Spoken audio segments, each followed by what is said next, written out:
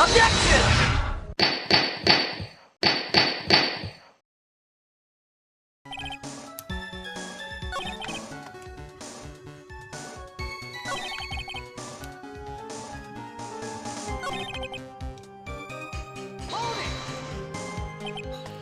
So you didn't actually set foot inside the restaurant then? The tiger is a busy cat. I don't hang around for no one. I ain't got time to caught up in no murder investigation. So when exactly did you pick up the matches? There are matches just inside the front door. Our detective friend wound up in trouble with the chef after taking 5 books home. Poor Gumshoe is almost enough to make a man cry.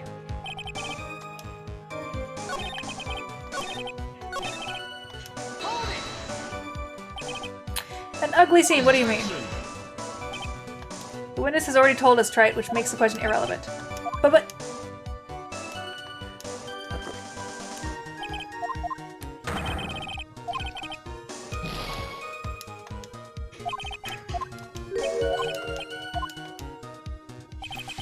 Alright, so only 2 of those seemed relevant at all. That was the time and the other bit.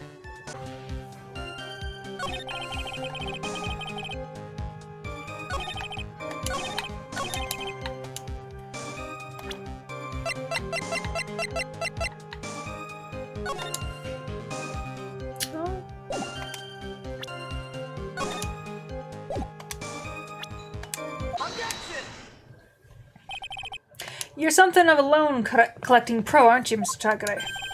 No one escapes the tiger's clutches. Well, I'm something of a lie-detecting pro. And no one escapes the phoenix clutches. I think it's time we got something straight. What's this, Trite? A new line of irrelevant questioning? These are the floor plans of the crime scene. You say you were standing at the entrance, Mr. Tagare. From there, your field of vision would have covered an area something like this. Indeed, the witness would have had a clear view of the victim's seat. Isn't that what I just said? I saw the back of the kid's head. Unfortunately for you, that is not possible. If the court would think back, you'll remember that between each of the tables is a tall partition. Why, it's true. Now, look at the plans again. The truth is painfully obvious. From the entrance, the field of vision of any customer walking in ends here. So, from entrance of Trebian, you couldn't have seen the victim's seat. But you did see the victim that day because you met with him. Wrong. Have you forgotten the old man's testimony yesterday? The victim was alone at his table. But the defense just proved that point to be moot. The victim witnessed by Mr. Kudo was not Glenn Eld, but a fake. What? In order to have Mr. Kudo falsely testify, the real killer posed as the victim he had just killed and acted out a charade. That will do. This trial has gone on long enough without the obvious question being answered. Who exactly was this real killer who impersonated the victim? You say the killer murdered Glenn Eld, and then impersonated this victim in a performance for Victor Kudo. In that case, Mr. Wright, reveal the identity of this criminal to the court. That would be him, wouldn't it? Yeah. Obviously, the killer is Furio Tigre. No one else could have done it. But what? Well, witness? Now that's cute. You think you can pin this on the tiger? Maybe yous don't understand, so dare say it again. Come on, you got the guts. You can't threaten me, Mr. Tigre. It's the defense. Go ahead and tell the witness, Mr. Wright. Mr. Wright? Sounds to me like it must be you, old man. You've got guts, I'll give you that. Mr. Wright, do not leave me to handle this alone. Perhaps I can end this embarrassment. Mr. Godot, let's just go back over Mr. Kudo's testimony one more time. The old man didn't see just the victim. Oh, no, no. The servant girl. No question about it. Was the victim he saw the real victim or not? That doesn't matter. The fact remains he saw the accused put the poison into the coffee. Yes, it was the waitress who... Very impressive, Mr. Godot. Waiting for my absence to launch your attack. Huh. Found your pen at last, Trite? It was in my pocket.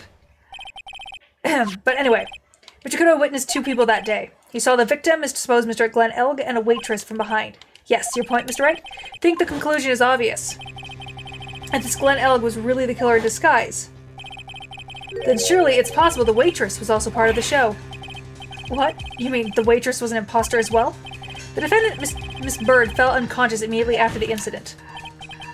And someone used her fainting to hatch the elaborate plan to pin the murder on her.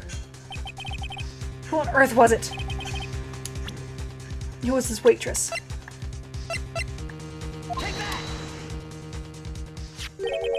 Who is this woman? Her name is Viola Cadaverini. She's an employee of the tender lender. You's making a big mistake. Do you know who Violetta's grandfather is? You better be going home in an armored truck tonight if you know what I mean. Stop shaking, Nick! Where was I? Yes, the defendant, Miss Bird, has stated the following. Well, when I took the coffee over to the victim's table, it's true there was another customer in the restaurant. She was sort of creepy, and she had a kind of cackling laugh. There are just too many contradictions in this case. The second man at the victim's table, who nobody but Mrs. Bird seems to have seen. The earpiece worn by the victim in his left ear when that eardrum was ruptured. And the radio show he was supposedly listening to half an hour after it was over. There's only one logical explanation that clears up all these contradictions. The whole incident took place twice, once for real and once for show. And Mr. Furio Tsigare, the only person who could have committed the crime, is you. Witness, what have you got to say? That's cute. Sorry? You said I right. I could do with a guy like you was around. What do you mean? Okay, I'm in on this game. I'm gonna have to charter a jet to get me to my meeting now, but I'm gonna give you one more thing to think about before I go. Something to think about? You's got all wrapped up nice, right? But you's missed out on one real important thing. That can't be. I was in the joint that day, and I met that kid too. But I couldn't have poisoned him, you see it? What? Do you really expect us to believe you now, Mr. Tigare? What a troublemaker. Troublemaker? Looks like we're going to need another one for the road.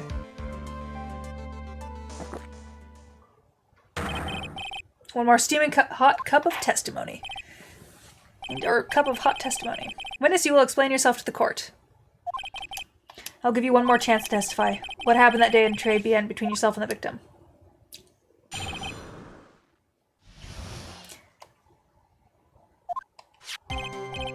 Yeah, I loaned El Cash about $100,000. That day we was due to have a little chat. The kid had to hit his paycheck date, see? So anyway, he tells me he's got no way to pay up. I'm about to flatten the guy when he starts screaming, "Yes, I won $500,000. He got lucky, you know, real lucky. If that waitress hadn't done what she'd done, everything would have been over." Now, I see that the principal amount you loaned to Mr. Elg was $50,000. Yeah, well, you's got the VIG to take into account. Interest builds up fast, you know. That's faster than fast. $100,000 is twice his principal. And the repayment deadline was December 3rd, the day of the incident in question. Yeah, he was one lucky kid. He got that $500,000 just in time.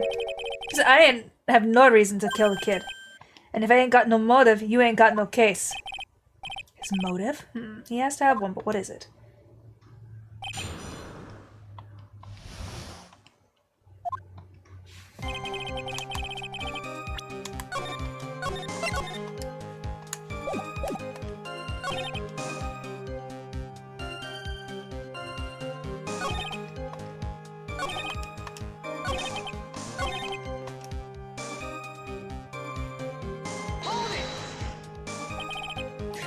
The waitress, you mean?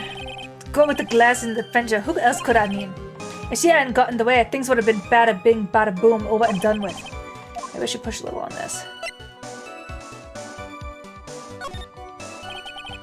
What do you mean things would have been over and done with? I'll use it all here or what? I'm talking about the cash. I was there to get my $100,000. That's all. I'm a businessman. It was all coming together before the waitress got in the way. As far as I can tell from the witness testimony, other than recouping his loan, Mr. Gray had no motive for killing the victim. Witness, You will amend your testament to reflect what you just said. Tiger's motive, huh? I have a reason to kill that guy. But you did. I believe that was it.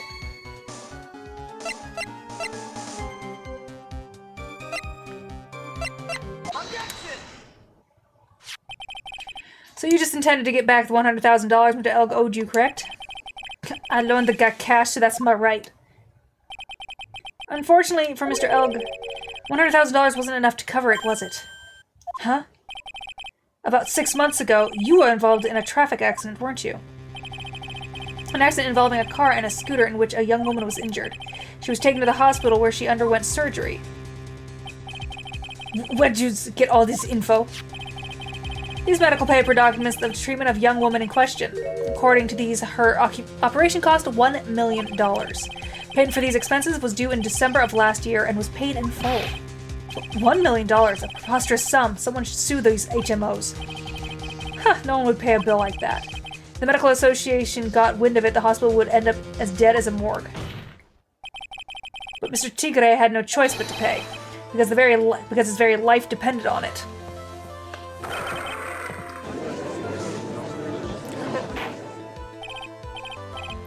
Order in the... You say his life depended on it, Mr. Wright? Indeed it did, simply because the injured woman was none other than Viola Cadaverini. Did you say Cadaverini? Bruno Cadaverini, mob boss in charge of all the underworld activities in the city, and doting grandfather to his precious Violetta, also known as Viola Cadaverini. War! Your life was in danger unless you paid compensation to the boss, correct? It makes sense. You were desperate to acquire the $1 million Cadaverini demanded of you. So desperate, in fact, that you decided to sacrifice Glenn Elg's life to pay your debt. Order, order, order. What did you say to that, witness? It's a nice little fairy tale to write, but even if the witness did need $1 million, that doesn't tie him to Mr. Elg's murder. Mr. Elg only owed him $100,000 and had no hope of repaying it anyway. Yeah, this guy wasn't worth my spit. I don't think so. In fact, the opposite is true. The opposite? Lending money was no hope of ever seeing repayment would normally be bad for business. But, in this case, the very fact that Glenn Elg had no way of repaying the money is crucial. What? Do you know where you're going with this, Nick? You've got to think outside the box, Maya. Outside the box? It's very straightforward. Mr. Trigger wasn't after the $100,000 at all. It seems you have a logical conclusion for this theory, Mr. Wright. Would you care to share it with us?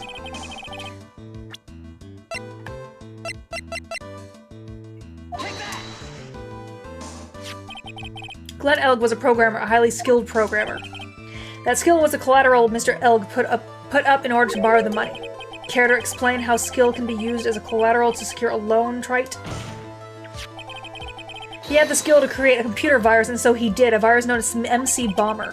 A computer virus? What does one of those do? Computer virus is a program that wreaks havoc on the inside of a computer. A computer? What does one of those do? I guess the beard isn't the only part of his honor that is from the Stone Age. I'll explain it to you later, Your Honor. Right now, this is the important point. A virus like MC Bomber would be worth several $1 million on the black market. Mr. Tigre, you couldn't have cared less about the $100,000, isn't that right? All you cared about was the one thing, the virus.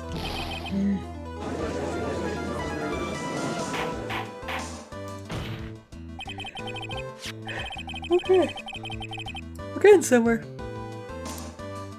On the night of the murder, Mr. Tigre's sole intention was to get his hands on the CD. Glenn Elg had no way of repaying back the $100,000 and Mr. Tigre knew it. But then a miracle happened. The kind that Mr. Tigre would prefer to say never happened, but he can't and neither can I. The lottery win? Exactly. At the 11th hour, Mr. Elg won $500,000 on the lottery, which left Mr. Tigre with no way of getting his hands on the all-important CD. At least no legitimate way.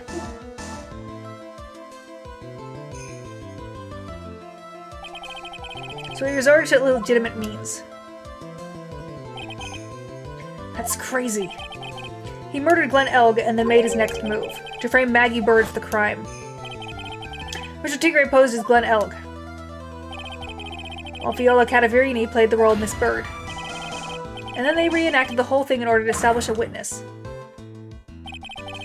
The witness being the one we heard The one we all heard testify yesterday, Mr. Victor Kudo. Like I said, that's crazy. No one could pull off the stunt like that. For starters, there's no way the chef could have been kept in the dark about it. But Mr. Armstrong was in on it from the very beginning.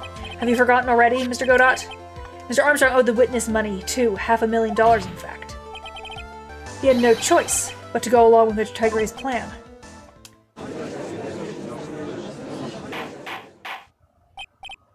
Order silence, or I will clear the... You put on a good show, Spiky.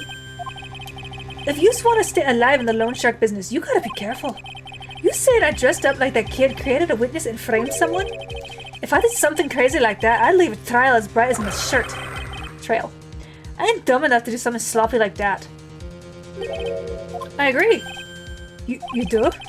Despite your appearance, you are very careful. That's why you took one more precaution. One more trick to make sure Mrs. Bird had no way out. What? Another one, Mr. Wright?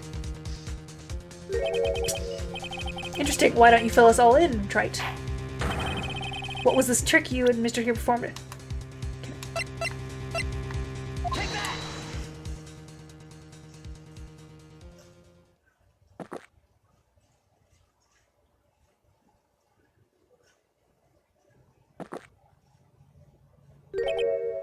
And? What's the relevance of that, Wright? It's just a little intro. An intro what? Uh-oh. Damn it.